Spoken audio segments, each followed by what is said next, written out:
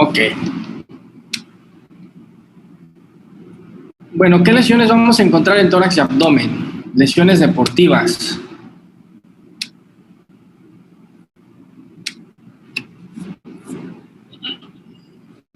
En el tórax normalmente vamos a encontrar principalmente fracturas costales, en este caso son frecuentes, y las lesiones más graves, que son las menos habituales, normalmente pueden ocurrir en deportes de alta energía. ¿Cuáles son estas fracturas graves? Fracturas en donde... Dime, David. Profe, también puedes ver una fractura de columna vertebral, ¿no? Sí, también puede ser fractura de columna, aunque en la zona del tórax es más difícil. ¿Por qué? Porque en esa región la columna es más estable, ¿no? Va a estar apoyada por las costillas y en la parte anterior por el esternón, a diferencia de las cervicales y las lumbares. Y también las en fracturas de fémur y de húmero, ¿no? Podría llegar a pasar, ¿no? Sí, pero eso ya lo vamos a ver cuando veamos lesiones de miembro inferior. No, ok, gracias, profe.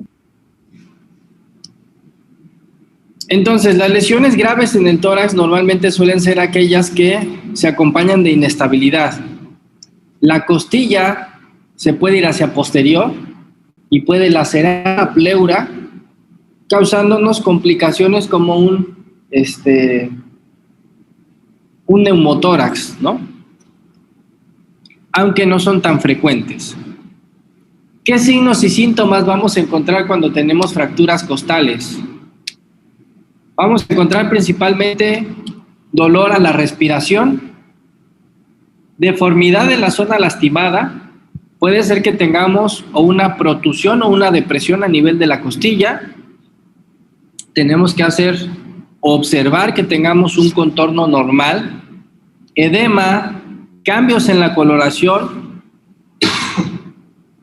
dolor a la compresión sobre la costilla o la caja torácica, y en casos graves, signos o síntomas asociados a un neumotórax, ¿sí?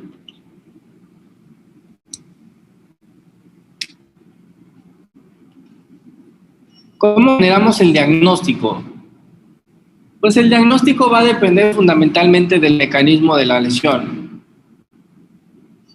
Un examen físico adecuado, una auscultación y una palpación, como ya se los comenté, tenemos que ver toda la costilla, tenemos que palpar, tenemos que presionar para ver si no tenemos alguna otra complicación, ¿no? También, en el caso de las costillas, cuando tenemos un trauma, a veces en medio de las dos costillas tenemos nervios, que son los nervios intercostales.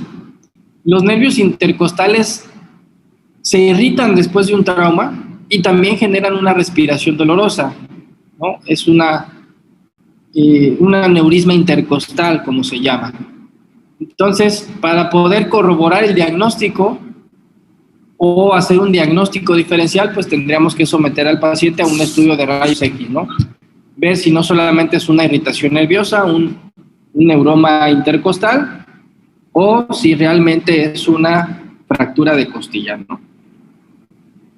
Maestro, ¿puede llegar a pasar a que en la exploración física pueda detectarse una inflamación en un músculo, por ejemplo, en el músculo trapecio, deltoides? Sí, también puede ser que encuentres un dolor origen o secundario a una contractura o una patología muscular, pero en este caso no vas a tener un antecedente traumático. Si tienes un antecedente traumático, pues lo más lógico es sospechar de una fractura, ¿no? Sí. Entonces, es muy importante que nosotros veamos si el paciente no tiene signos de lesión en el parénquima pulmonar, de la pleura o inclusive un neumotórax, que el paciente tenga dificultad respiratoria, ¿no? Que ya no tenga una adecuada oxigenación, etcétera. Ante la sospecha de una fractura de una sola costilla, no serían necesarias las radiografías. Ya tenemos el dato clínico de que tenemos una fractura. Sin embargo, si sospechamos de que sean fracturas múltiples, que tengamos muchas fracturas a nivel de la costilla, o si el paciente tiene otras lesiones de tórax, entonces estaría indicada la radiografía. Si es una única costilla, pues no es necesario, ¿no? ¿Para qué hacer gastar al paciente si ya sabemos que puede tener una fractura? ¿Cuál es el tratamiento? En el caso de fracturas aisladas de una sola costilla, normalmente consolidan de buena forma, no se hace nada, no se le pone nada al paciente, simplemente se deja que repose y tarda alrededor de 6 semanas antes de que el paciente pueda reanudar su actividad deportiva, ¿no? Pero no le ponemos ninguna fijación ni nada. Normalmente las costillas son muy estables, las costillas están unidas entre sí por músculos y fascia, por lo cual son relativamente estables. Simplemente requieren un tratamiento farmacológico para el dolor y reposo. En dado caso de que sean múltiples fracturas o tengamos una fractura inestable, entonces ahí el tratamiento sí cambia. El tratamiento tendría que ser quirúrgico sí o sí.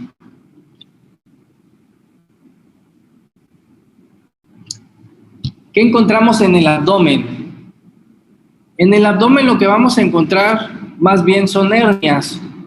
Hay una hernia que es la hernia deportiva y esta va a ocurrir principalmente cuando los músculos del abdomen, principalmente el abdomen bajo, se hernían, causando dolor en zonas inferiores del abdomen, pudiendo irradiar inclusive hasta la ingle. Estas se presentan en deportistas tanto amateurs como profesionales y somos principalmente los hombres los que sufrimos hernias deportivas, aunque las mujeres también pueden sufrir, pero no tienen tanta incidencia como los hombres, ¿no? No tiene la misma intensidad, ¿no querrá decir, profe? No tienen la misma predisposición. Ah, ya. Entonces,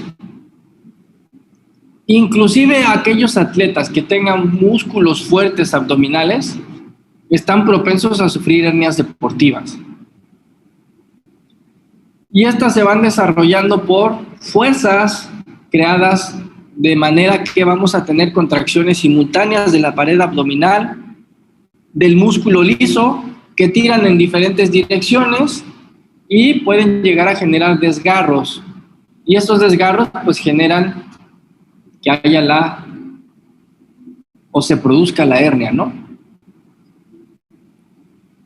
¿Qué son las hernias? Que ya les había preguntado, ¿no? Cuando el núcleo pulposo sale del anillo fibroso. Ah, muy bien, pero esas son hernias de disco. Ah. ¿Qué es el concepto de la hernia? Una protrusión. Una protrusión, ajá. De un tejido. O sea, que tiene una apertura. Que vamos a tener una apertura y por esa apertura va a salir tejido que no pertenece a dicho tejido, ¿no? Se supone que la hernia es una protrusión de un órgano o un tejido a través de una apertura normal cuando cargamos ciertos objetos pesados. No forzosamente cuando cargamos objetos pesados, ¿no? Pero sí, una hernia es que vamos a tener nosotros debilidad en la pared, vamos a tener un orificio y por ese orificio puede salir contenido, como en este caso, los intestinos, ¿sí? Puede que salir un intestino y puede quedar atrapado en la hernia, como en este caso, ¿no? Entonces, la hernia es la salida de contenido por un espacio donde no debería de haber un espacio, ¿no? Como ustedes observan en la imagen, vamos a tener diversas zonas de localización de las hernias. Podemos presentar hernias a nivel abdominal, en donde se unen los dos abdominales, los dos rectos, ¿sí? Podemos tener en esta otra zona, o podemos tener hernias inguinales. Todas estas pueden afectar al deportista. ¿Y por qué se consideran hernias deportivas? La hernia deportiva se da principalmente cuando el paciente hace esfuerzo físico, ¿sí? Cuando nosotros hacemos un esfuerzo, principalmente cuando hacemos una maniobra de Valsalva, al hacer presión, hacemos que el contenido salga o protuya la hernia, ¿no? Entonces, pues los deportistas van a hacer deporte y el deporte va a hacer que la hernia se protuya. ¿Cómo hacemos un diagnóstico de hernia deportiva?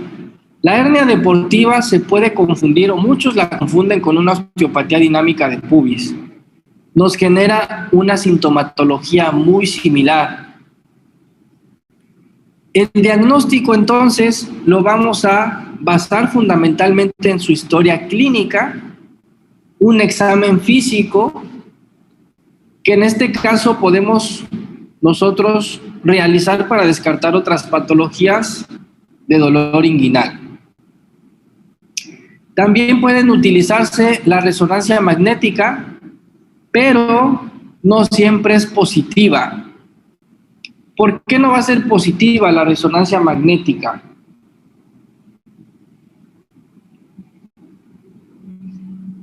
Porque no da ciertos parámetros, ¿no, profe?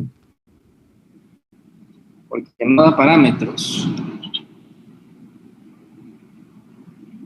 ¿Alguien más?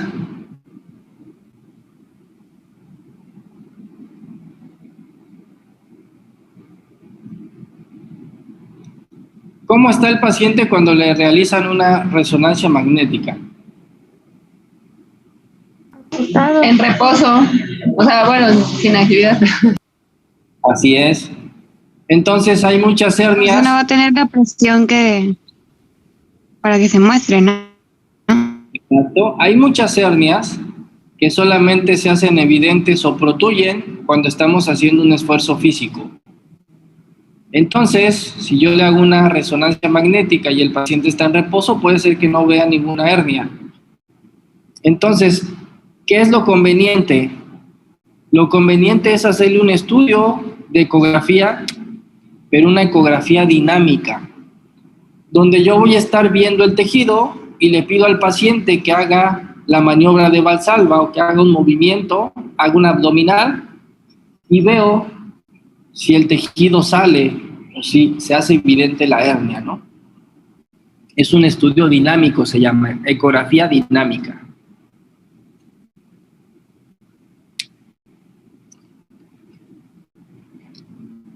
Actividades sencillas, simplemente como pedirle al paciente que haga un abdominal, que eleve la pierna, podemos determinar si este movimiento aumenta el dolor del paciente.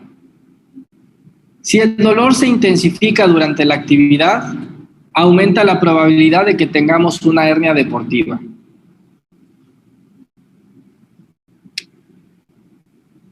¿Qué hacemos con los pacientes? ¿Cuál es el tratamiento?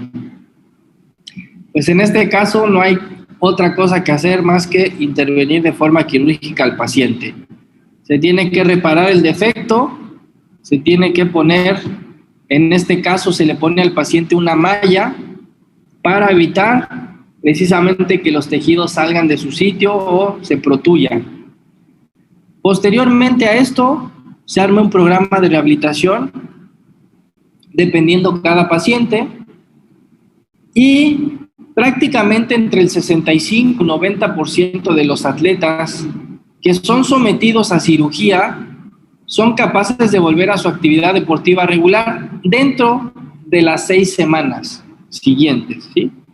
Simplemente se hace una corrección, se sutura la parte que está dañada o les ponen una malla y el paciente puede regresar a su actividad sin ningún problema en un lapso de 6 semanas, ¿no? De forma progresiva, ya una vez que haya cicatrizado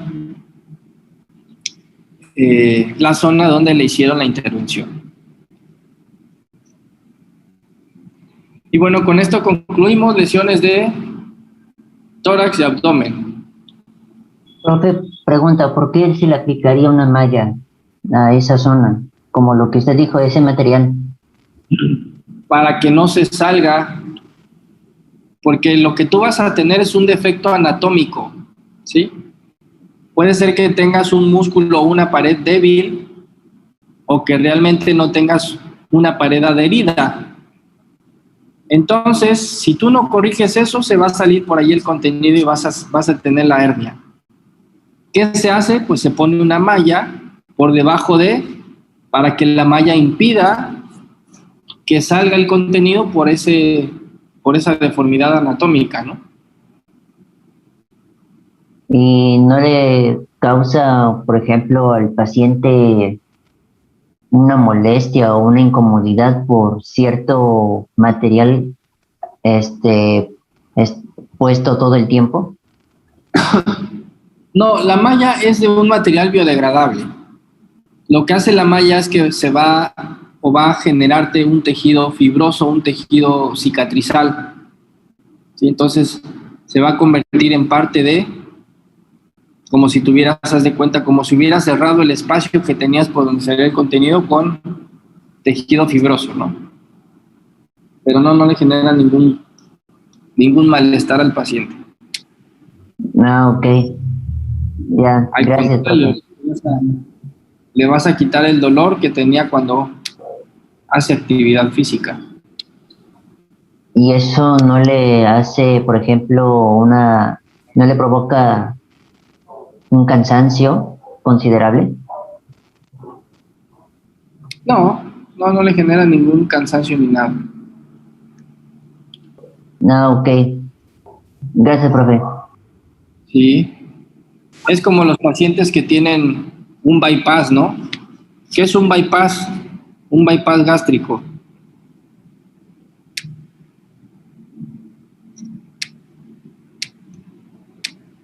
Apenas lo van a ver ahorita. Es una cirugía, ¿no? Creo. Es algo que te ponen en el estómago para que no ingieras tantos alimentos, ¿no? Ajá, les ponen una malla en el estómago para hacerlo más pequeño, ¿no? Es lo mismo que cuando les ponen una manga. Una manga gástrica, ajá, es lo mismo. Entonces, ¿qué es lo que pasa? Reduces el tamaño del estómago, ¿no? Y esos pacientes no se fatigan, ¿no? A eso es a lo que iba. Entonces, no porque tengas una malla quiere decir que te fatigues o que te genere problemas. Al contrario, no los ponen a hacer ejercicio también para que bajen de peso, aparte de la malla, los mandan a hacer ejercicio.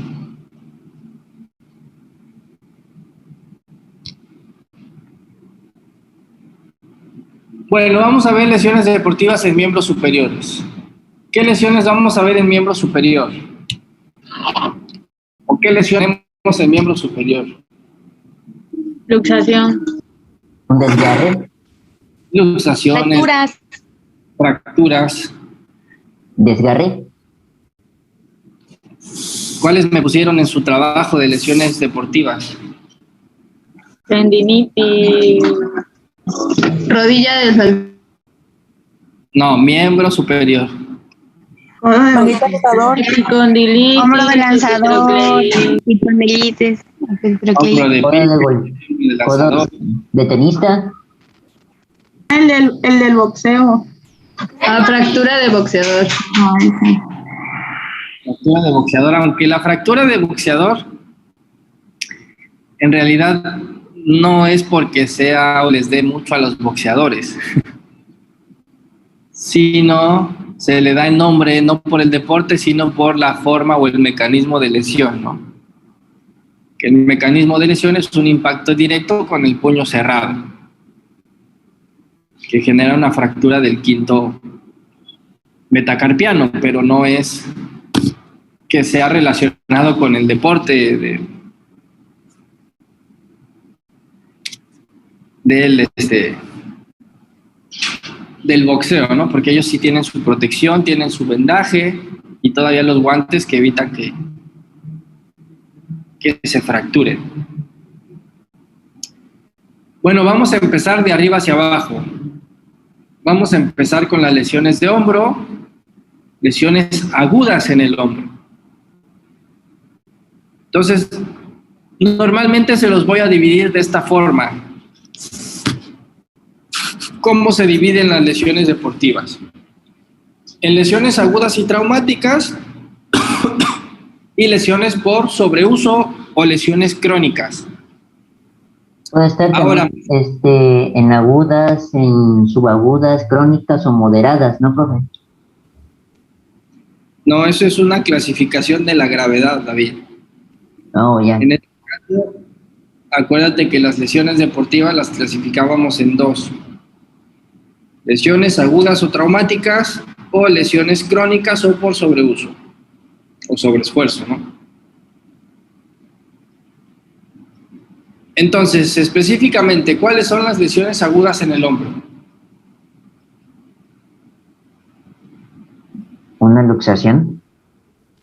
Una luxación es aguda.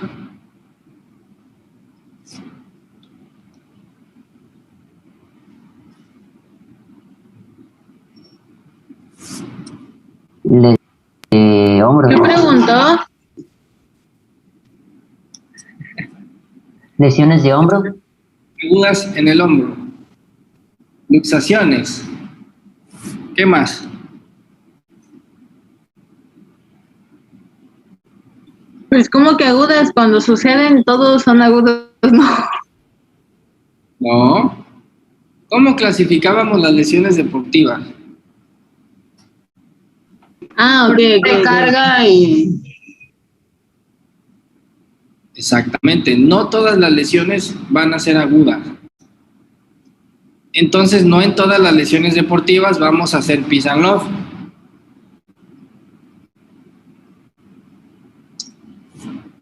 Pues las luxaciones, fracturas. ¿Fracturas? Luxaciones, fracturas. Desgarres también, ¿no? Puede que haya desgarre y no se hayan dado cuenta. Inflamación podría ser también. ¿Una ruptura del manguito? Ajá, en el caso de las lesiones musculares pueden entrar en las dos, tanto agudas como por sobreuso o crónicas. Uh-huh. Entonces, las lesiones agudas en el hombro van a ser frecuentes en la práctica deportiva, principalmente en actividades donde predominen caídas o colisiones, traumatismos. La luxación de hombro representa el 4% de las lesiones en el grupo etario comprendido entre los 20 y los 30 años de edad. O sea que ahorita ustedes están ahí a nada de que se luxen, ¿no? Siempre y cuando sean activos. La frecuencia de... Profe, ¿por qué se predomina?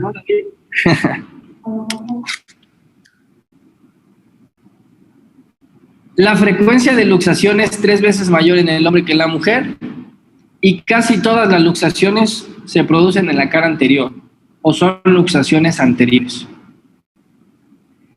El 20%... Dime. Bueno, es que quizás nos salgamos... Bueno, no nos salimos de tema, pero es que me pasó algo y yo no sé si es posible. Que estando acostada se me haya luxado el hombro. O sea, no se me luxó por completo, pero yo sentí como que si se me hubiera luxado porque de repente me empezó a doler así horrible, así como todo el brazo. Hasta pensé que iba a ser un infarto o algo así. pero era así como hormigueo y eso, y luego Lisette me lo movió así como, porque yo de verdad no lo podía mover y me dolía, y me lo movió hacia arriba y lo giró, y sentimos como si algo hubiera encajado así, y entonces nos quedamos así, y ya luego me dejó de doler, pero pues no hice nada, solo estaba acostada. ¿Y ya anteriormente se te había luxado? No, nunca se me ha luxado. Sí. Entonces, es muy difícil que por un movimiento tan de baja energía se te luxe, a menos de que ya hayas tenido un antecedente de luxación.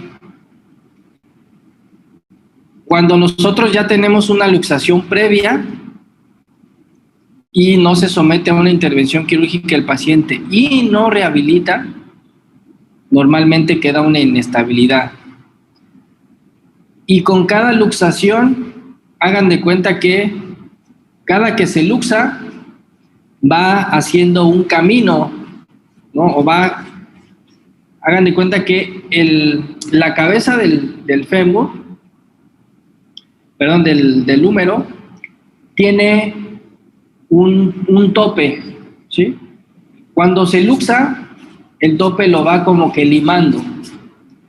Entonces es más fácil que con cualquier cosa ya se les luxe a los pacientes, ¿no? Ahí sí, simplemente levantar la mano por encima de la cabeza, hacer un saque de banda, ya con cualquier cosa se les luxa. Si tú no has tenido un antecedente, entonces no fue una luxación.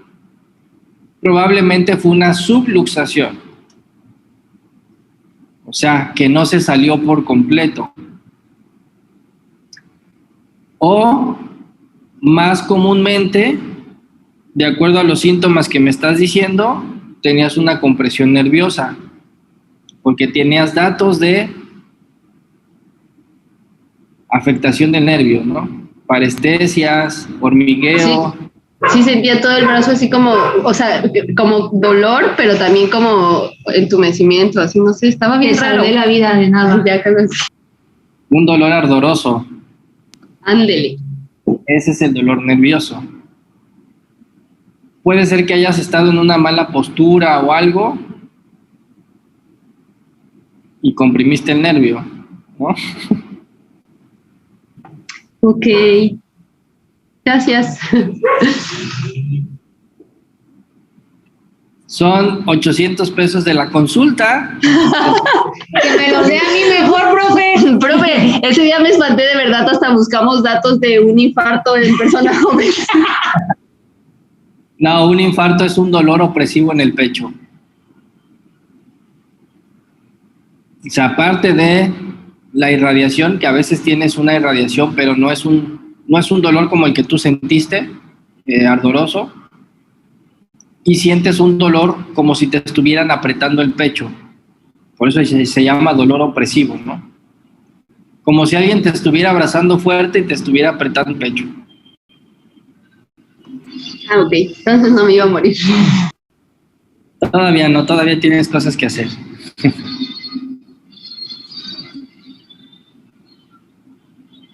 Entonces, ¿en dónde íbamos? Ah, sí. El 20% de las lesiones de hombro son fracturas y las más frecuentes son fracturas de clavícula y del tubérculo mayor del húmero.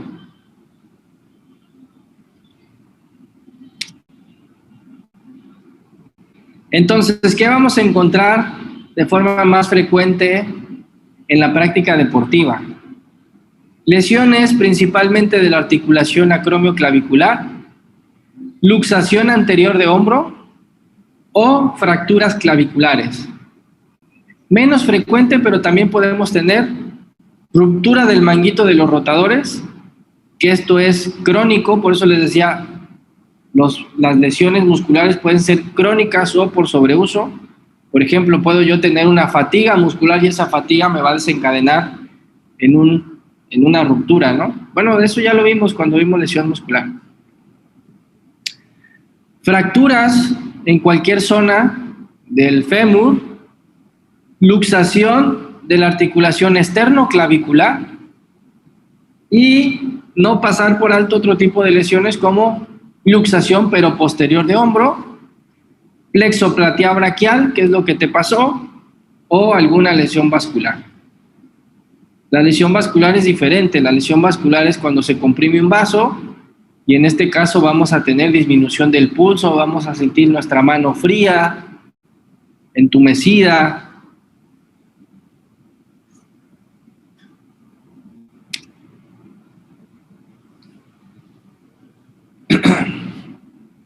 ¿Cómo generamos un diagnóstico en las patologías agudas de hombro? Aquí el principal problema va a ser que nosotros determinemos o establezcamos las diferencias entre una fractura y una luxación, ¿sí? O simplemente lesión en partes blandas. El factor determinante principal va a ser el mecanismo de lesión y el examen físico. También debemos descartar presencia de lesiones vasculares, nervios periféricos o del plexo braquial.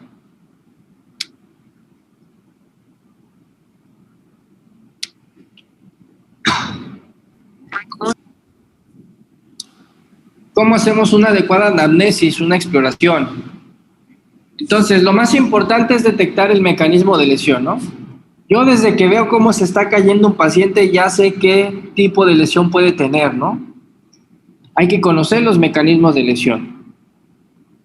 La dirección del impacto que ocasiona la lesión y la fuerza involucrada. No es lo mismo, como vemos acá en la imagen, que el deportista se caiga de un caballo a que se caiga a una altura de su propia dimensión, ¿no? Va a ser un impacto más importante que caiga desde arriba de un caballo. Entonces, cuando se produce una caída directa sobre un hombro o sobre un brazo en extensión, el diagnóstico más probable es que se trate de una fractura de clavícula o una luxación de hombro. Acuérdense que nosotros íbamos a tener mecanismos de lesión, mecanismo directo y mecanismo indirecto. En este caso, el paciente cae con el brazo en extensión, apoya la mano y la energía va a ir directamente hacia el hombro, provocándole lesión en la articulación acromioclavicular, fractura o luxación.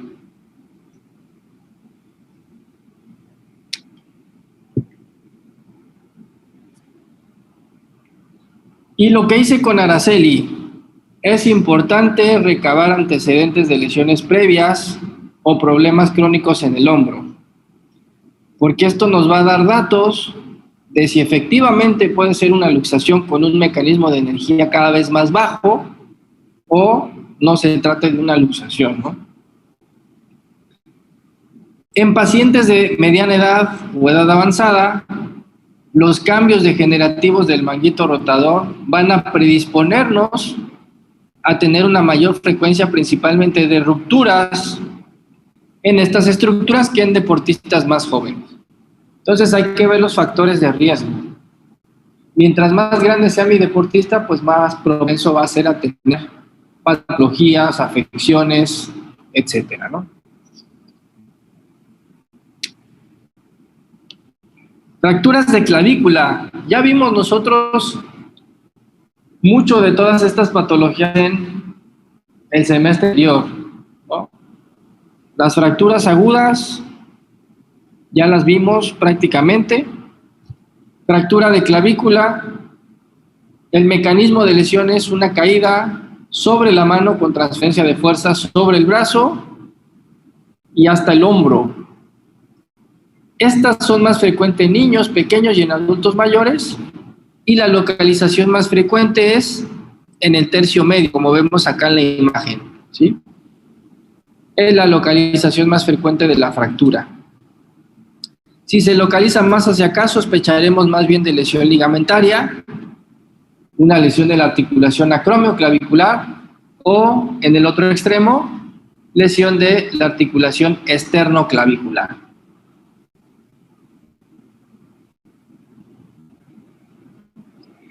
¿Y qué signo nos iba a dar la fractura de clavícula? A ver si se acuerdan. La tecla. El signo de la tecla, ¿no? Entonces, para poder explorar, tenemos que buscar si no hay un signo de la tecla. y ver si tenemos una fractura o una luxación de la articulación acromioclavicular. ¿Cuál es el tratamiento en las fracturas de clavícula?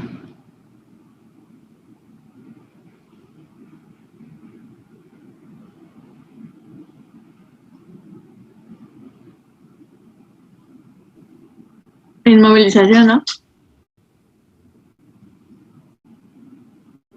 Inmovilización. ¿Cómo hacemos una inmovilización en la clavícula?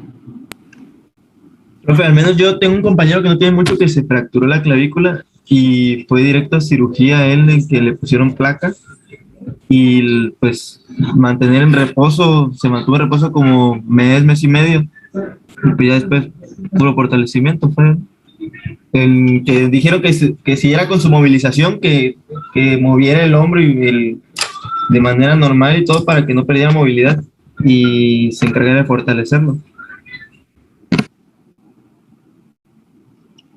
Ok. ¿Y nosotros qué vimos en el tratamiento el año pasado o el semestre pasado? ¿Era necesaria la cirugía de clavícula? No. No, Bueno, si no había desplazo, ¿no? Si no había desplazamiento. Profe, ¿le puede poner 2 atrás, tantito? ¿2 atrás? Ajá. ¿Ahí? No, una grande. Ándele.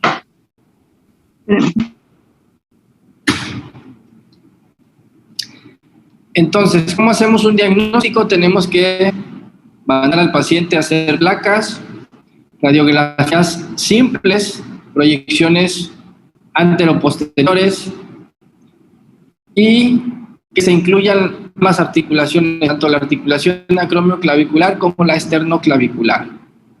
El tratamiento en la mayoría de las fracturas es un tratamiento conservador y tiende a curar en el transcurso de unas pocas semanas. O sea que ya le sacaron ahí un buen billete a tu amigo, ¿no? ¿Qué hacemos? Simplemente Lo peor es que fue él. se hace un vendaje en 8, un vendaje para hacer precisamente un tipo de inmovilización al paciente, ¿no? O ya venden unos aditamentos especiales, un tipo collar en 8 para simplemente aliviar el dolor al paciente, pero no para reducir la fractura, sino para generar cierta inmovilización y que no le esté generando dolor. La indicación quirúrgica es poco frecuente, excepto en los casos de que tengamos lesiones abiertas o fractura también concomitante de escápula que me genere un hombro flotante o que tengamos traumatismos múltiples. ¿Tuvo alguna de estas tu amigo? Creo que no. No, pues sí le sacaron el billete. Le sacaron los ojos al vato. Entonces, solamente de que tengamos un hombro inestable, flotante, donde tengamos acompañada de la fractura de clavícula, fractura de escápula, que en este caso este es el reborde de la escápula, que aparte de la clavícula también tengamos fractura de escápula, me va a dar un hombro flotante. Y esa es una indicación de tratamiento quirúrgico. O cuando tengamos fracturas expuestas, ¿no? En este caso podemos iniciar con ejercicios de movilidad y funcionalidad del miembro superior tan pronto y el paciente tolere la actividad. Cuando el paciente pueda hacer movilidad que no le genere tanto dolor, podemos comenzar con actividad física.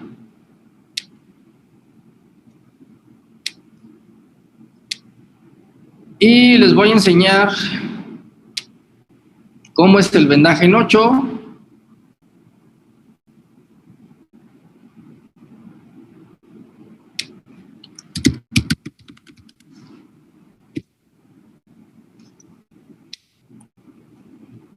O que observen también el aditamento que les comento, ¿no?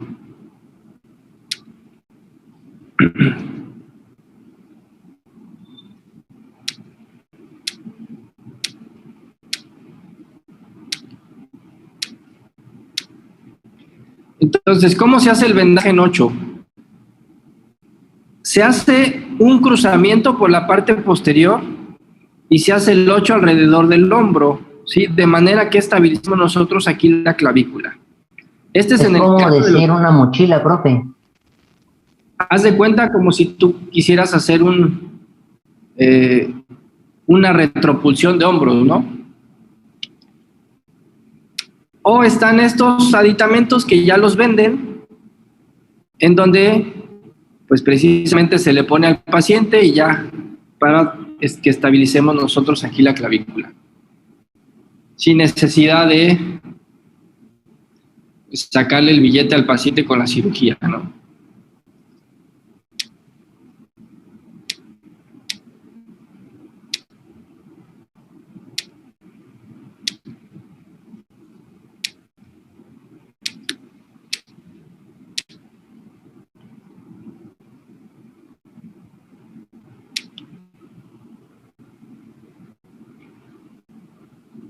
Y de ahí vamos a tener las lesiones en la articulación acromioclavicular. Otra de las lesiones frecuentes que íbamos a encontrar, estas normalmente ocurren secundarias a una caída sobre el hombro. Si el traumatismo se origina en un sentido lateral, la articulación se comprime y es posible que tengamos lesión en la superficie articular y del disco intraarticular.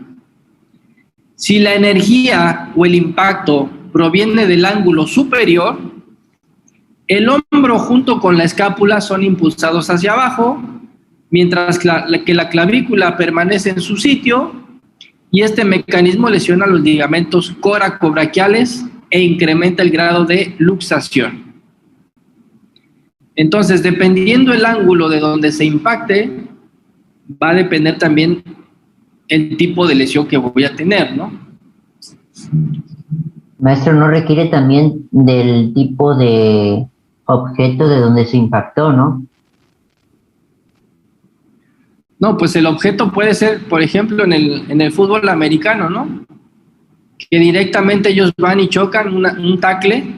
Entonces eso le genera un impacto en la parte anterior o en la parte superior, generándole un descenso del hombro, ¿no? O directamente que caiga y se pegue con algo, por ejemplo, las gimnastas, ¿no? Que hacen una pirueta y de repente se caen sobre el caballo y se pegan directamente en el hombro, etcétera, ¿no? Pueden ser muchas cosas en donde se peguen.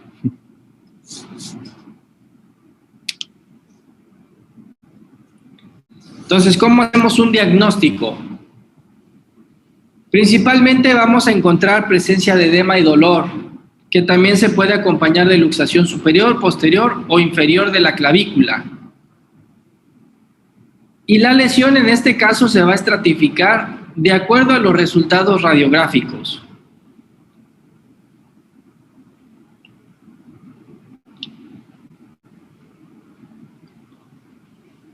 Entonces, en la articulación acromioclavicular vamos a tener 6 grados.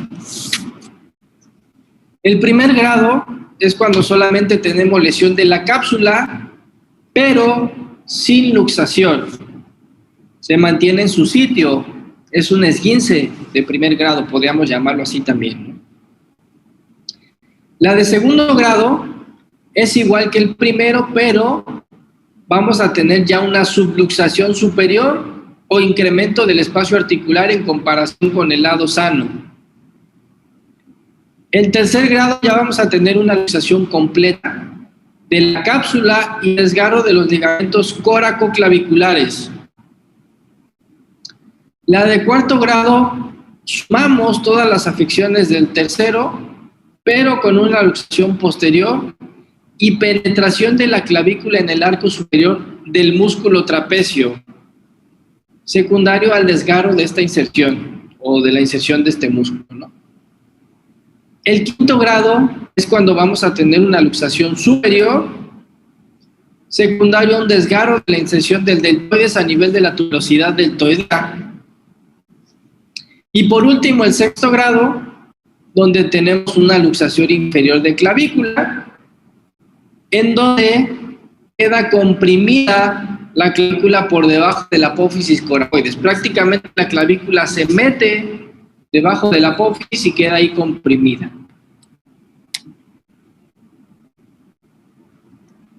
Y aquí se los traigo en imagen para que lo puedan entender un poquito mejor, ¿no? Tenemos una afección de la articulación acromioclavicular de primer grado, donde solamente tenemos ruptura de la cápsula, pero todos los ligamentos permanecen íntegros, ¿no? Perdón, este es un hombro normal. La de primer grado, aquí se observa la ruptura de la cápsula. La de segundo grado, ya tenemos una ruptura completa de la cápsula, pero permanecen íntegros los ligamentos. Y en el cuarto y en el tercer grado ya tenemos ruptura de todos los ligamentos de la articulación. Y si ustedes observan, pues prácticamente también el edema se ve de forma importante, ¿no? Acá no vemos ningún edema, acá vemos que hay una ligera inflamación sobre esta zona, acá ya la vemos más importante y acá pues bueno, ya es para el paciente prácticamente tiene una bola ahí, ¿no? Un chichón.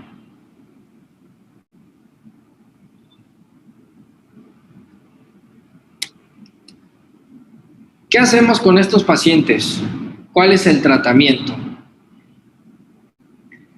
Entonces, el tratamiento de las lesiones articulares, principalmente de los grados 1 al 3, es un tratamiento conservador.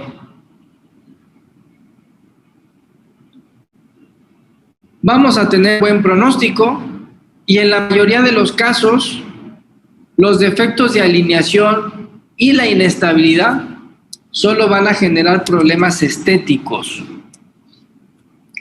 No necesitamos hacer ninguna intervención quirúrgica, lo mismo que en las fracturas de clavícula, ¿no?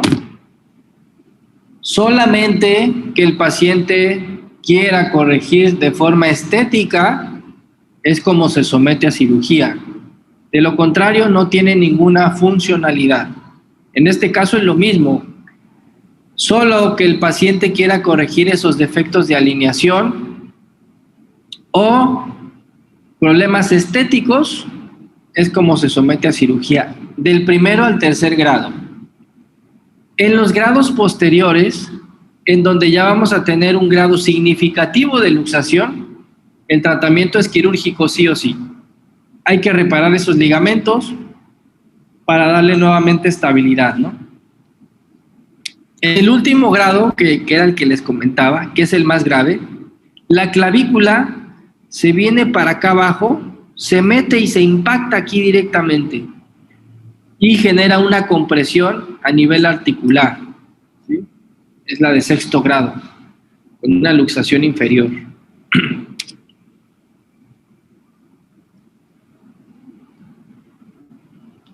De ahí pasamos a lo que es la luxación anterior de hombro.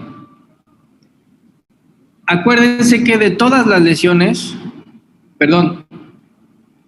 la mayoría de las lesiones de hombro, prácticamente en el 95% de los casos, van a ser lesiones anteriores o luxaciones anteriores. La causa más común de esta es una caída sobre el brazo en extensión o con una rotación externa y forzada del brazo en abducción.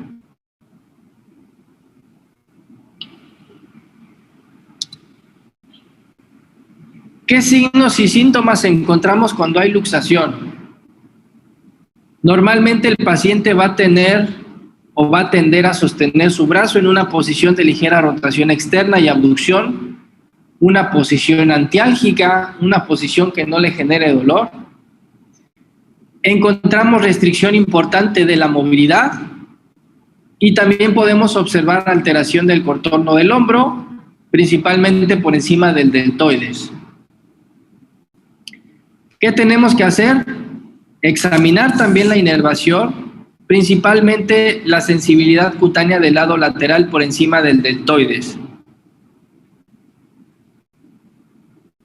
Una lesión de plexo braquial secundaria a la compresión de la cabeza humeral puede tener consecuencias funcionales graves. Pero esto se da principalmente cuando la luxación es posterior.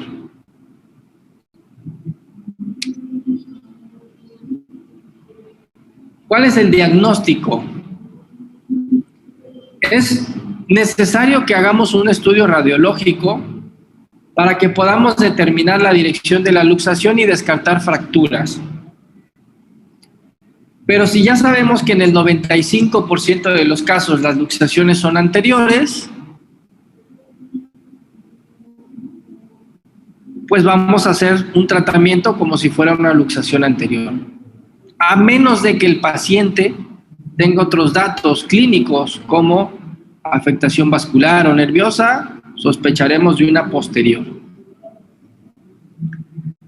En caso de que tengamos una luxación anterior, el complejo ligamentario glenohumeral, incluyendo el rodete es una, hagan de cuenta que el húmero tiene alrededor una zona de cartílago, como un anillo de cartílago, que lo va a mantener firme o estable en su sitio. Este rodete puede generar una fractura, se puede fracturar, se puede romper, generándonos una lesión que se llama lesión de Bankart. En el 3 al 10% de los pacientes también presentan fractura abulsión intraarticular de la glenoide, aunque esta suele ser menor y no compromete el tratamiento inicial. O sea, tenga o no tenga una fractura, el tratamiento es el mismo. ¿Cuál es el tratamiento? El tratamiento va a depender de muchos factores. La experiencia y competencia del médico. Si se trata del primer episodio o de un fenómeno recurrente, el tratamiento no es el mismo. O si tenemos o no tenemos acceso a la radiografía. No siempre vamos a tener a la mano un estudio de rayos X para determinar la dirección de la luxación, ¿no? Profe, ahí no se requiere, por ejemplo, anteriormente el diagnóstico, un examen físico. Sí, claro. Primero tienes que generar el diagnóstico, que fue lo que vimos. Un examen radiológico y datos clínicos que vas a encontrar tú, ¿no? ¿Qué datos clínicos vamos a encontrar? ¿Cuántos cirugías tuvo? ¿Cuál fue su accidente? Si... No, esos son antecedentes. Pero ¿qué datos vas a encontrar clínicos en el paciente?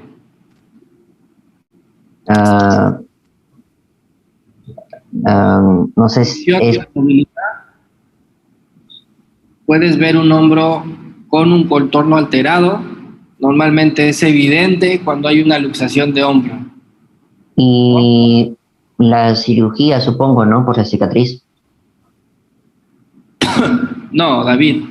Cuando tengas una luxación de hombro, no vas a tener cicatrices a menos de que ya haya sido intervenido el paciente anteriormente. En este caso es un paciente que se cae y el hombro se sale de su sitio. Ya, gracias, profe.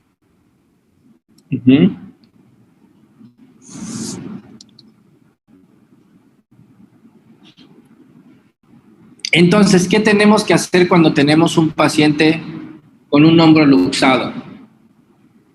Debemos de proceder inmediatamente a la reducción, tan pronto como se establece el diagnóstico.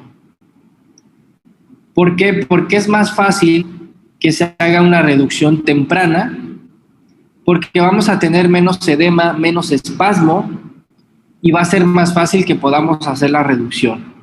Si esperamos tiempo, vamos a tener edema, vamos a tener más dolor del paciente y va a ser más complejo hacer la reducción.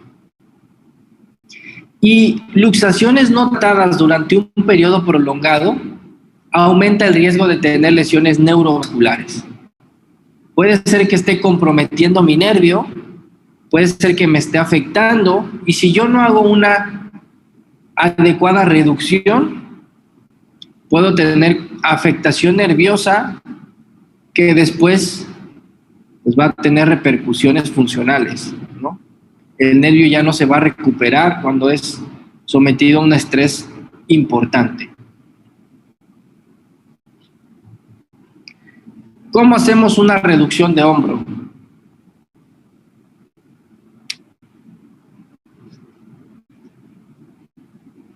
A mí me gusta una maniobra que es la maniobra de Kocher. Es una maniobra muy sencilla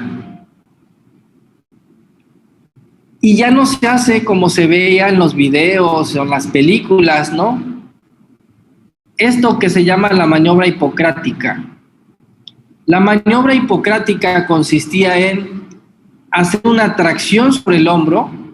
Prácticamente el médico o el que lo iba a reducir ponía un pie sobre la axila del paciente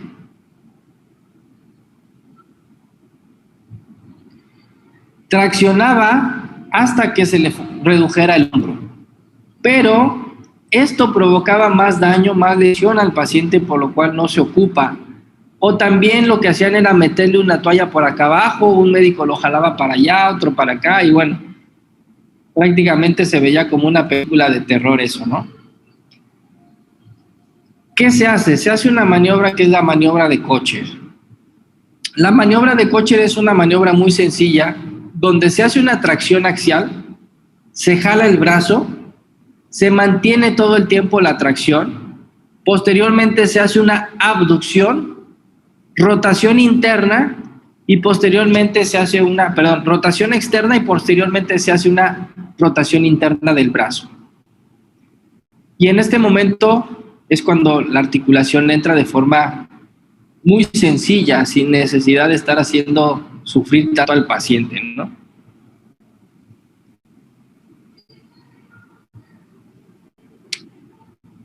Y acá les traigo un video de cómo se hace la maniobra de Kocher, ¿no? Que ya Lisette ya se sabe.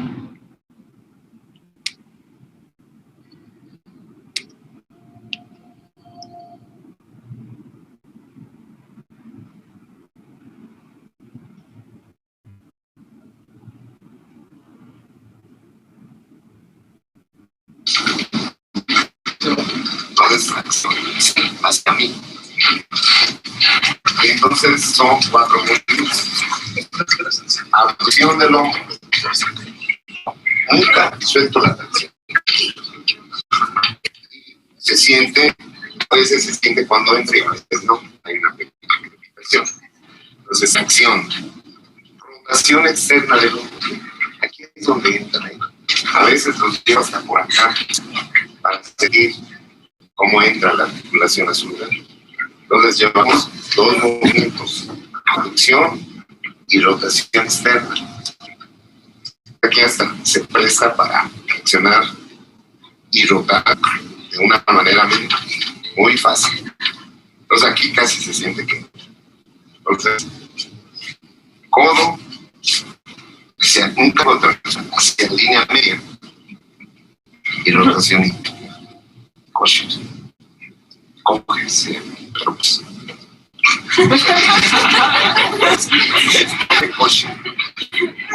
Sí, una maniobra muy sencilla, ¿no? Nuevamente, una tracción, todo esto tiene una tracción, abducción, rotación externa y posteriormente rotación interna, y ahí ponemos a descansar al paciente con su vendaje.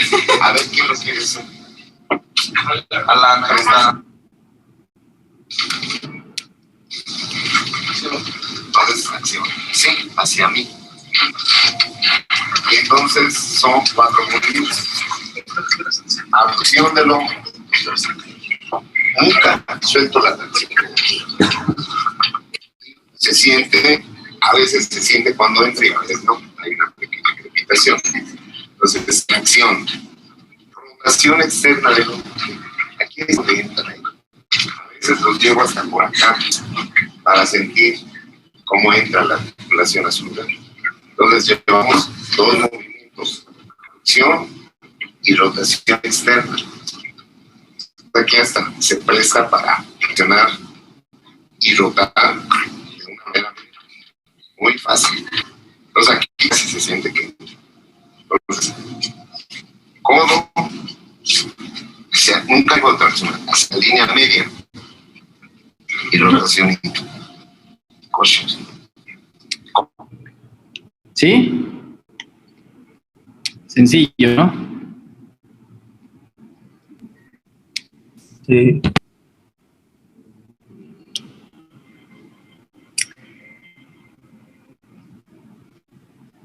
Muy bien, entonces, para aliviar el hombro hasta que el paciente pueda movilizarlo de forma confortable, se inmoviliza con un cabestrillo durante el menor tiempo posible. No es que lo voy a inmovilizar 3 meses, 3 semanas, etcétera, ¿no? Solamente 3 a 4 días en lo que baja un poco el dolor, la inflamación, y posteriormente ya empezamos a trabajar ejercicios de fortalecimiento y estabilidad articular, ¿sí?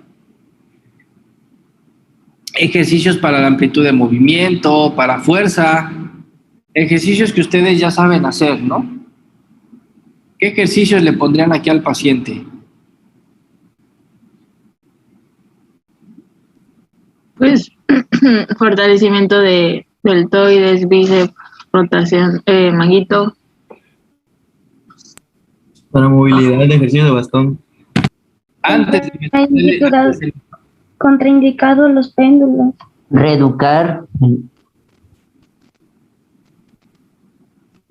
Antes de meterle fortalecimiento específico, primero tienes que ganar amplitud de movimiento. ¿Por qué? Porque va a tener un movimiento limitado. Sí, entonces tenemos que indicarle ejercicios de amplitud de movimiento articular. Y ya que ganemos rango de movimiento, entonces sí ya le metemos fortalecimiento específico, ¿no? Deltoides, pectorales, prácticamente toda la cintura escapular tenemos que trabajar, ¿no? Y aquí tenemos un dato clínico muy importante. Antes de que el paciente pueda retomar su práctica deportiva, tiene que haber logrado la misma amplitud de movimiento y fuerza que el hombro contralateral. Normalmente se recomienda un periodo de 3 meses de rehabilitación antes de reanudar la actividad deportiva. Si el paciente entra antes, si no hace un fortalecimiento adecuado, vamos a tener un hombro inestable. Y ese hombro inestable a la larga me va a generar otro tipo de problemas. Me va a generar sobrecargas en mis estabilizadores dinámicos, me va a provocar desgastes articulares y me va a provocar luxaciones recidivantes, ¿no? Luxaciones que con energía cada vez menos intensa se le va a luxar al paciente, ¿no? Y así como se le luxa, ya también los pacientes se lo regresan a su sitio, ¿no? Ya prácticamente como que juegan, ¿no? Hay pacientes que tienen 12, 15 luxaciones, ¿no? Ya hasta saben. Teníamos un jugador que se luxaba sacando de banda, ¿no? A esos pacientes ya hay que operarlos porque ya su rodete ya no está bien, ¿no? Hay que hacer una reconstrucción del rodete para que impida la salida del fémur, del húmero, perdón. Profe, pero o sea, a los músculos, a los tendones que sujetan la articulación, ¿no les hace nada en la cirugía? ¿O solo es a nivel articular lo que trabajan? Es que depende, porque también puedes tener afectaciones musculares, ¿sí? En un hombro puede ser que también tengas afectaciones musculares. ¿Se acuerdan de la anatomía del hombro? Sí. Sí. ¿Cuáles son los estabilizadores dinámicos del hombro?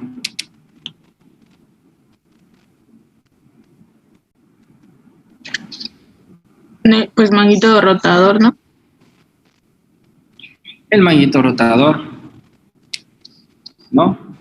Entonces, ¿cómo está compuesto el hombro y qué es lo que se va a lastimar en este caso? Si sabemos que el 90% o 85% de las luxaciones, 95, perdón, son luxaciones anteriores, ¿quién le va a proporcionar una estabilidad anterior al hombro?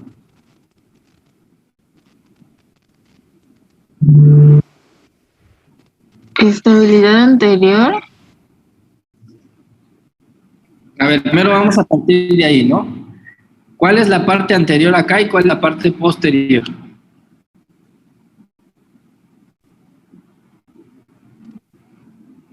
La anterior es la izquierda. Primera y la segunda posterior.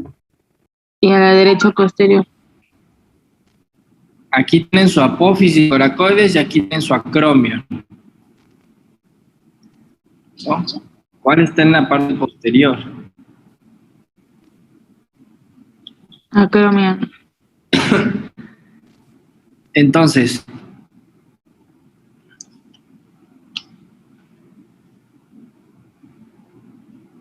¿cuáles son los estabilizadores anteriores y cuáles son los estabilizadores posteriores?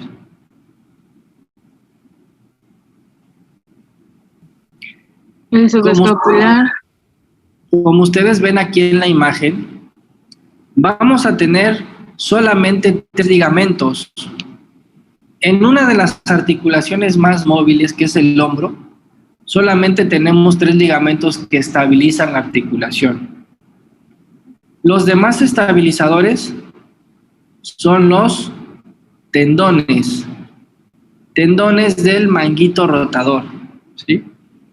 Tenemos el tendón del subescapular, el tendón del redondo menor, del infraespinoso y el tendón del supraespinoso. Y solamente tenemos 3 ligamentos: el glenumeral superior, glenumeral medial y el glenumeral inferior. Entonces, cuando tenemos una luxación, normalmente los que se afectan son los ligamentos. Y los tendones son los que tienen que sustituir esa función.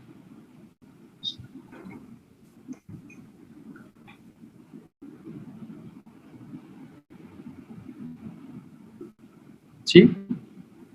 Entonces ya depende si, o sea, el paciente, si después de tantas luxaciones, pues puede que ya se haya echado los ligamentos y ahí sí tendrían que reconstruir, ¿no?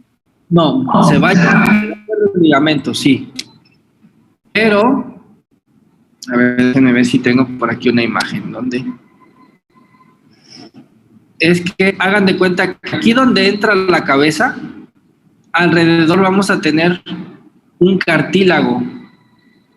Ese cartílago también es el que se rompe. Entonces, al ya no tener algo que sujeta, hagan de cuenta que entra como a presión, ¿no? El hombro. Y cuando se rompe eso, pues ya es más fácil que se salga, aunque tenga los tendones o los ligamentos íntegros. Pero acuérdense, ¿qué pasaba cuando un ligamento se distendía? Quedaba distendido, ¿no? Entonces, ¿cuáles tienen que cumplir esa función? O sea, ya el ligamento ya no retoma su resistencia. Exacto. Ni operado ni nada. Ah, no, operado, pues sí, eso es lo que hacen, ¿no? Reconstruyen. ¿Y cómo es que se reconstruye un ligamento? Pues lo suturan. Ah, como que lo recortan. Sí, normalmente cuando lo reconstruyen es porque está roto. Profe, pero como bien dijo Fernanda, si uno de los ligamentos queda afectado, eso quiere decir que mientras tanto los tendones van a suplir la función de cada ligamento que se afectó, ¿verdad? Sí, pero ¿qué pasa en el anterior? ¿Cuál es el único tendón que estabiliza la parte anterior? El Subescapular. el subescapular. Los demás se estabilizan en la parte posterior, entonces por eso es que vamos a tener inestabilidad importante, ¿no? Y es más fácil que se luxe hacia anterior que hacia posterior. Por eso es más frecuente. Por eso es más frecuente. Y casi es un poco común. Como se ve en la parte posterior, está prácticamente rodeado de músculos. Y en la parte anterior no. En la parte anterior solamente va a pasar el subescapular y lo va a abrazar por la parte de atrás, de adelante, ¿no? Los otros van a ser los 3 ligamentos.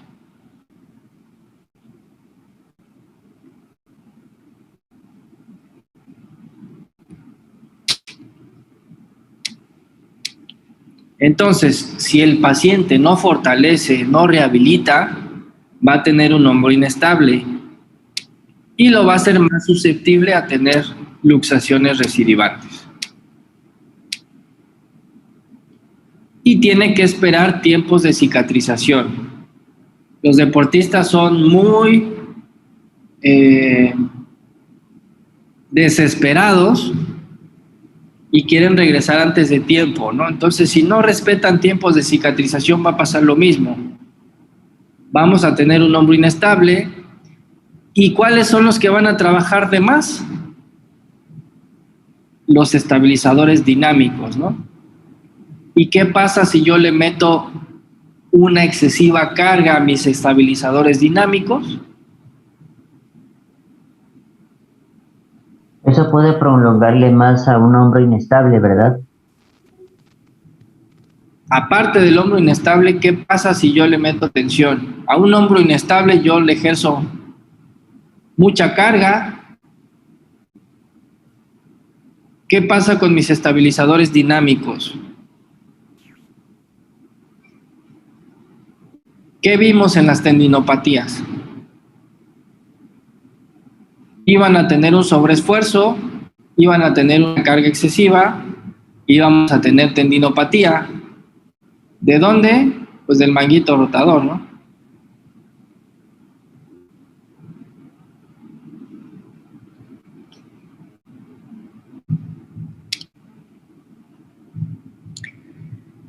Entonces, volviendo, ¿cuál es el pronóstico? ¿Cómo les va a estos pacientes?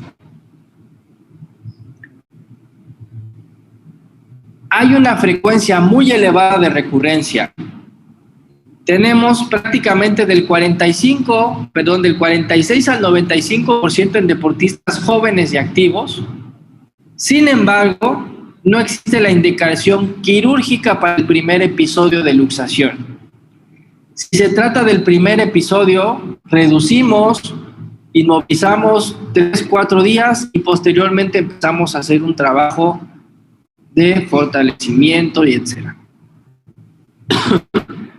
Si se trata ya de un episodio recurrente, ya donde no tenemos una adecuada estabilidad de ligamentos, tenemos por ahí tendones rotos, ¿no? Se acompaña de rupturas del manguito de los rotadores. Esto lógicamente me va a generar un dolor persistente, disminución de la fuerza y la evolución con fisioterapia normalmente no va a ser favorable. Por lo cual debemos de derivar al paciente para una intervención quirúrgica. Que reparen esos tendones, que reparen esos ligamentos y podamos nuevamente regresar a tener una estabilidad, ¿no?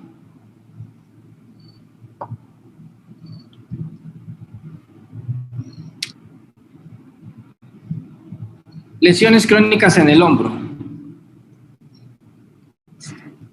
¿Qué lesiones crónicas vamos a tener en el hombro? Tendinopatías. Tendinopatías. Las más características de las por sobreuso son las tendinopatías, ¿no? Maestro, puede ser también por ejemplo, en cirugías ya porque puede llegar a que lleguen a tener una infección, ¿no es así? No, bueno, sí, complicaciones pueden tener un chorro, ¿no? También, secundaria a una intervención quirúrgica. Pero eso no lo hace una lesión, o bueno, es que en este caso lesiones crónicas hace referencia a lesiones por sobreuso, no por el tiempo de la lesión. Como que ahí te estás confundiendo un poquito, David.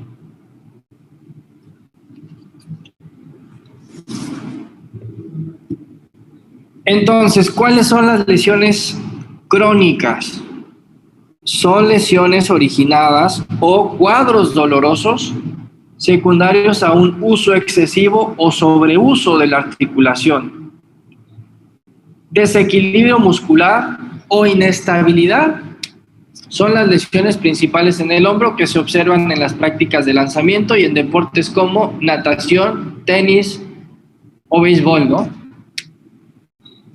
Entonces, si ustedes observan, algunas van a ser consecuencia de las lesiones agudas,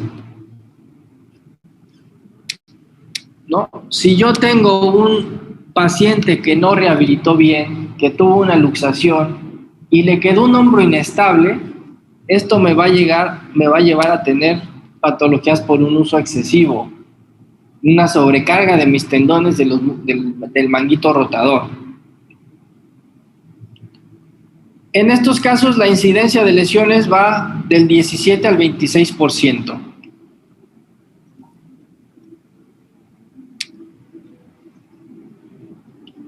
En deportes de lanzamiento, natación, raqueta, el dolor de hombro puede ser producto de inestabilidad multidireccional que me va a originar toda una serie de problemas, ¿no? Desequilibrios musculares, sobredistensión de la cápsula anterior, microtraumatismos repetitivos en el manguito, etcétera, etcétera.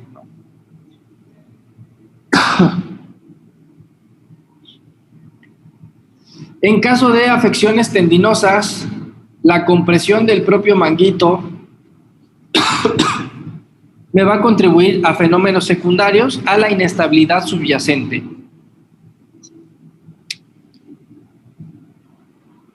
Y vamos a terminar el día de hoy con la tendinitis del manguito rotador. La tendinitis del manguito rotador, ¿cuál es el principal músculo afectado de los músculos del manguito rotador? El flexor radial de los dedos. No, estamos con hombro, David. El infra, el supra espinoso, el redondo mayor, el menor y el subescapular. No, el mayor no. Digo, el menor. Que comprometen el manguito de los rotadores es el supraespinoso, el infra, redondo menor y subescapular. ¿Cuál de estos es el que normalmente se lastima con mayor frecuencia?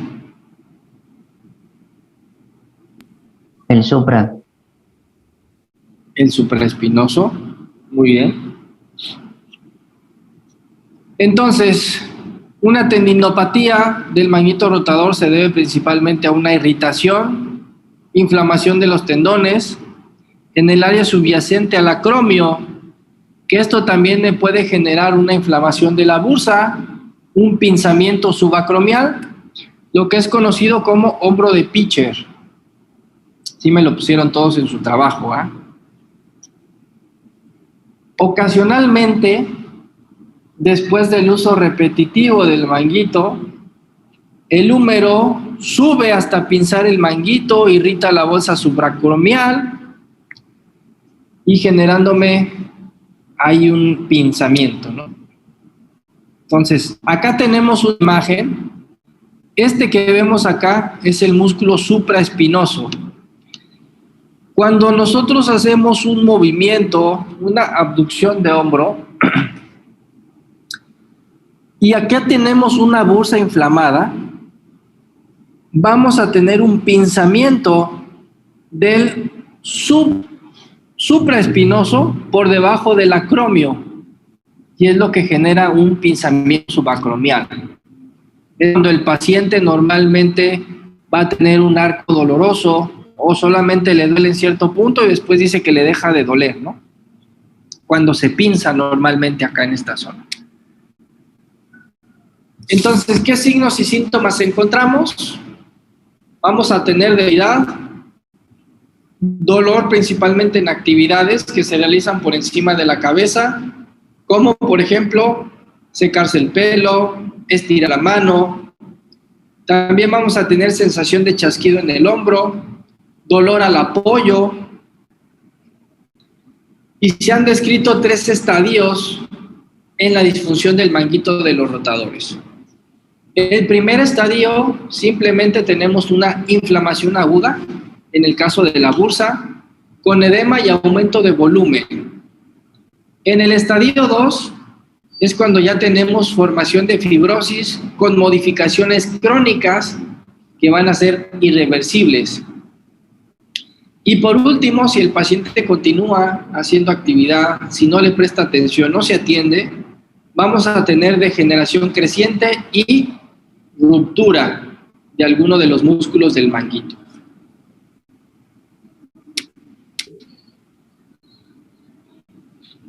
¿Qué complicaciones tenemos?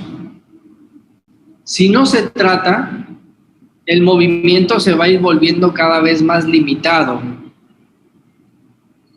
Podemos tener desgarros tendinosos y un dolor crónico. Además, el acromio puede reaccionar a una irritación prolongada mediante la producción de osteofitos, que esto va a contribuir a una mayor irritación, ¿no? Es cuando ya observamos nosotros calcificaciones en el manguito rotador. Ya vemos en una placa, ¿no? Ya se le ve ahí la zona calcificada en el manguito rotador.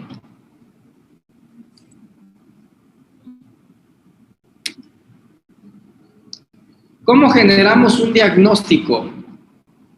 El diagnóstico es fundamentalmente clínico. Tenemos que hacer una exploración física de hombro, donde incluyamos la estabilidad articular glenohumeral. Un dolor provocado por una contracción isométrica normalmente es diagnóstico, y esto se llama test de Job. Nosotros le pedimos al paciente que haga una contracción en abducción y nosotros oponemos una resistencia.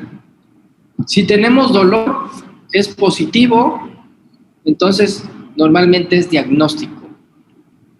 ¿Qué movimiento se hace, profe? ¿Mande? ¿Qué movimiento se hace?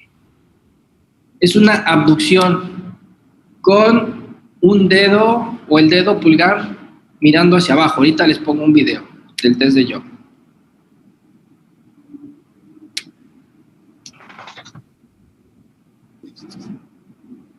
Ya ven para qué no quieren ir a la escuela.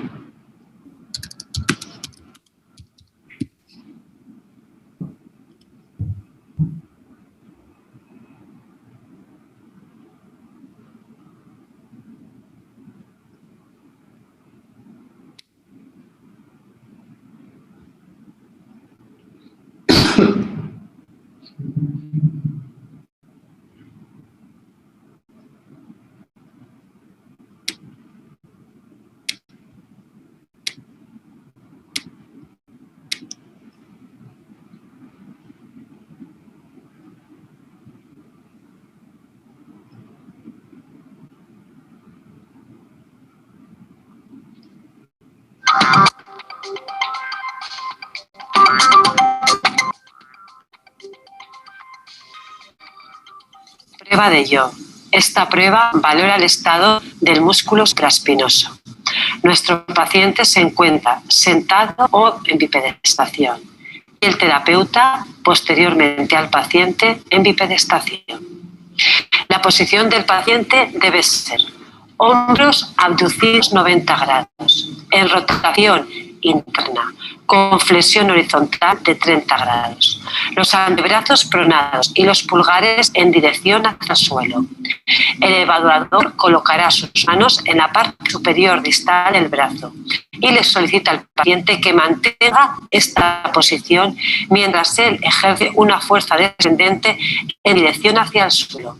Si aparece dolor e incapacidad para mantener la posición con la fuerza aplicada, la prueba será positiva e indicativa de un proceso inflamatorio o degenerativo del tendón del músculo supraespinoso.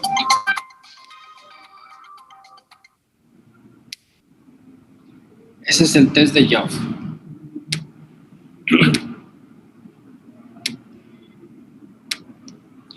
Y también tenemos otras pruebas, que es el signo de Neer o Hawkins positivo, que también estos nos van a dar indicación si tenemos un pinzamiento subacromial, ¿no?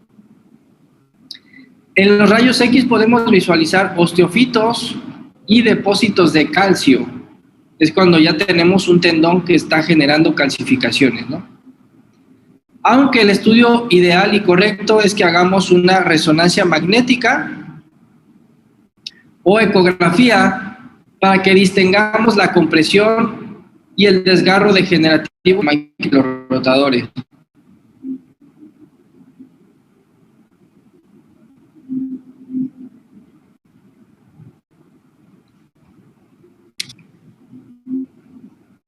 ¿Cómo es el test de Neer? El objetivo es analizar si existe atrapamiento del espacio subacromial. Nuestro paciente se encuentra sentado o en bipedestación. El terapeuta colocado en bipedestación posterolateral al paciente. Coloca su mano en el hombro, fijando la escápula y con la otra mano realiza una toma en la parte distal del brazo. Pasivamente flexiona elevando el brazo en rotación interna, aduciéndolo a la mitad del arco de movimiento. La aparición de dolor indica que es positiva para el tratamiento.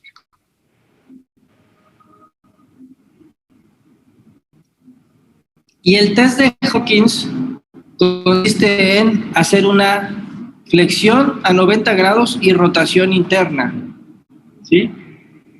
En este caso, hacemos la prueba y va a resultar positiva el dolor. Posteriormente, Hawkins me dice que tengo que hacer una infiltración de analgésicos directamente sobre la bursa y volvemos a hacer el test. Si la prueba después de la inyección de anestesia es negativa, pues prácticamente tenemos el diagnóstico de pinzamiento subacromial. Si sigue siendo positiva, entonces tendríamos que ver alguna otra afectación, ¿no? Que tenga otro problema y no un pinzamiento.